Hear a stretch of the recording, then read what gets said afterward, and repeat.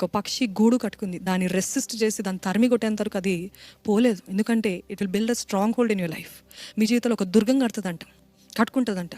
ఇదిగో నాకు ఇక్కడ లీగల్ యాక్సెస్ ఉంది కాబట్టి నేను ఇక్కడ దుర్గం ఒక స్ట్రాంగ్ హోల్డ్ కట్టుకుంటుందంట. అందుకనే మీ జీవితంలో ఆ స్ట్రాంగ్ హోల్డ్ ఉంది కాబట్టి ఎన్ని ప్రయత్నాలు చేసినా సఫలత లేదు, ఎంత కష్టపడినా జయము లేదు.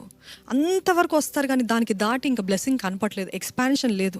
God's blessing is always about expansion. దేవుడు ఎప్పుడు కూడా ఆశీర్వదించి మళ్ళీ తీసుకునే దేవుడు కాదండి. దేవుని సన్నిధిలో, దేవుని కింగ్డంలో మెట్ల స్టెప్ బై స్టెప్ బ్లెస్సింగ్ ఉంటుంది. Step by step blessing. కొన్నిసార్లు పరీక్షించడానికి అన్నీ తీసేస్తాడేమో, కానీ చాలాసార్లు దేవుడు మన సరిహద్దుల్ని విశాలపరిచేవాడు.